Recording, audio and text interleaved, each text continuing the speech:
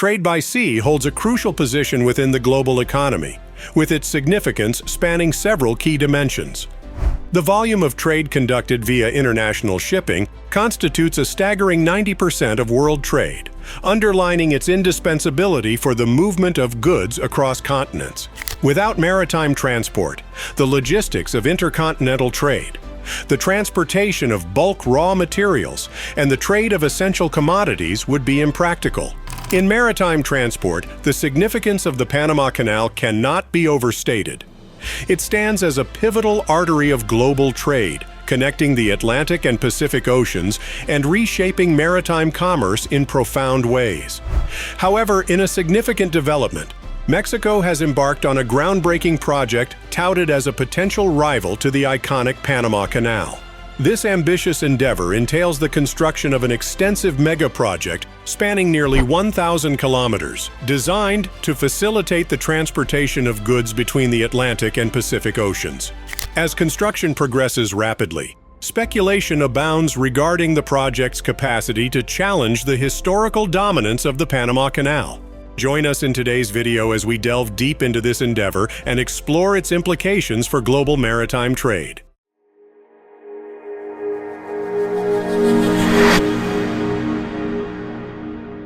The Isthmus of Tehuantepec spans across the Mexican states of Oaxaca, Veracruz, Chiapas, and Tabasco, serving as the narrowest point between the Pacific Ocean and the Gulf of Mexico, covering a mere 221 kilometers. Throughout history, it has garnered attention as a potential interoceanic passage. In the early 16th century, Spanish conquistadors embarked on a quest to locate a strait connecting the Pacific and Atlantic Oceans, making this region a pivotal route in their explorations. Approximately two-thirds of the journey involved navigating through the formidable Coatzacoalcos River, with the remaining portion traversed by land. Since the era of Governor Hernán Cortés, the Isthmus of Tehuantepec has been regarded as a favorable route, initially for an interoceanic canal, and later during the 19th century, for an interoceanic railway line.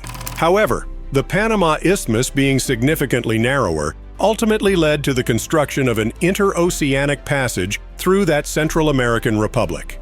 The Panama Canal's strategic location at the narrow Isthmus of Panama provides a vital shortcut for ships traveling between the Atlantic and Pacific Oceans.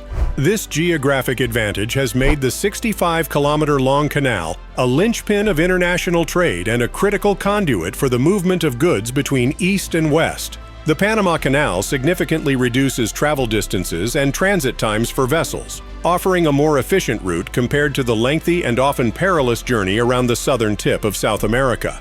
This efficiency translates into cost savings for shipping companies and facilitates the timely delivery of goods, thereby enhancing global trade flows. Before the construction of the Panama Canal, maritime trade faced significant challenges due to the geographical barriers posed by the Americas. Ships traveling between the Atlantic and Pacific Oceans had to navigate either around the southern tip of South America, known as Cape Horn, or around the southern tip of Africa, the Cape of Good Hope. These routes were not only lengthy but also hazardous, subjecting vessels to unpredictable weather conditions, treacherous seas, and the risk of piracy. The journey around Cape Horn, in particular, was notorious for its fierce winds, towering waves, and icy waters, posing considerable dangers to ships and their crews. Economically, the canal has catalyzed development in Panama and the surrounding region by fostering trade, investment, and infrastructure development. It serves as a key driver of Panama's economy, generating revenue from tolls and supporting ancillary industries such as shipping, logistics, and tourism. Construction of the Panama Canal began in 1904 under the supervision of the United States, after the French attempts in the late 19th century failed due to engineering problems and high mortality rates from disease.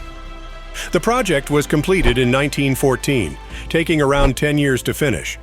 The construction involved excavating nearly 240 million cubic yards of earth, creating a system of locks, and building a large artificial lake. The total cost of building the Panama Canal was approximately $375 million. This cost included expenses for labor, equipment, materials, and healthcare for workers, among other things.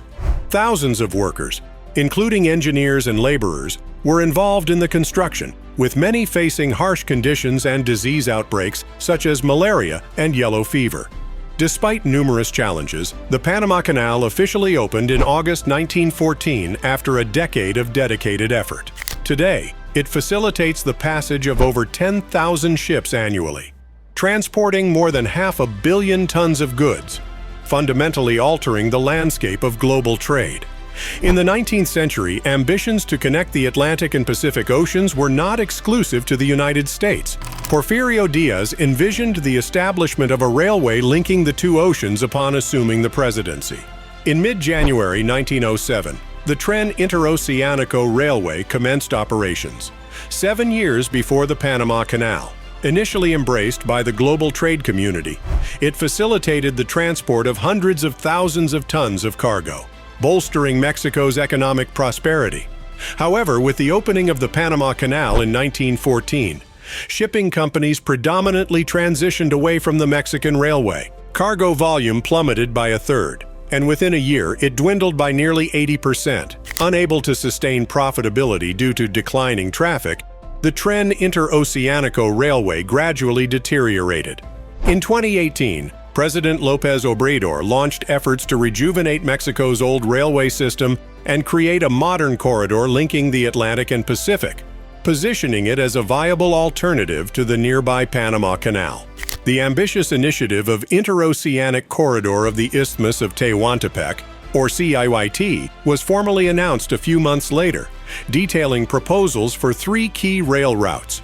The Interoceanic Corridor of the Isthmus of Tehuantepec stands as a crucial trade and transit route in southern Mexico, overseen by the Mexican Secretariat of the Navy. This corridor serves as a vital link between the Pacific and Atlantic Oceans, facilitated by the Ferrocarril del Istmo de Tehuantepec railway system. Let's explore its components and objectives in detail. The CIYT serves as a conduit for both cargo and passenger transportation across the Isthmus of Tehuantepec. It entails the modernization and expansion of local seaports, particularly the ports of Salina Cruz in Oaxaca and Coatzacoalcos in Veracruz. Additionally, it encompasses key industrial facilities such as the Minatitlan Oil Refinery and the Salina Cruz Oil Refinery. To attract private investors, the project aims to establish 10 industrial parks in the Isthmus area. Ultimately, its overarching goal is to stimulate the economy and industry of southern Mexico, fostering both national and international economic investment while facilitating international trade.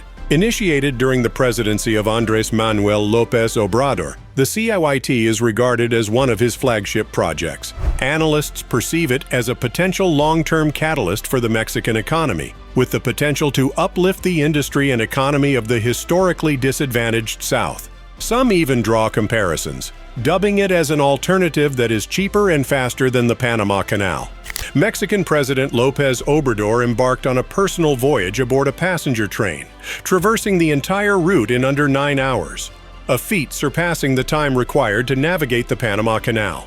Just 2 months later, a few days before Christmas in 2023, the inaugural train commenced its public operations, ferrying local passengers from the Atlantic coast to the Pacific. The completion of the remaining 2 lines is expected by the conclusion of 2024. Recent reports from the Intertraffic Mexico 2022 meeting indicate significant progress in the project, with operations slated to commence in 2023. The railway component of the corridor was completed by December 2023, marking a significant milestone. It is anticipated that the CIYT will facilitate the movement of 1.4 million containers annually, further enhancing connectivity and trade in the region. While some experts speculate about the Interoceanic Corridor of the Isthmus of Tehuantepec potentially outpacing the Panama Canal in terms of cost-effectiveness and speed, leading to potential shifts in shipping routes, it's important to note that the primary aim of the Mexican railway corridor isn't to render the canal obsolete. Advocates of the project consistently emphasize that the CIYT is meant to complement, not replace, the Panama Canal entirely. Despite the Panama Canal's impressive capacity of handling up to 4 million cargo containers annually, it often faces strain due to rising demand. In this context, the CIT is envisioned as a supportive element to improve the overall efficiency and capacity of international trade routes. We appreciate hearing your thoughts on this new railway corridor project as well. Thank you for watching, and we look forward to seeing you in the next video.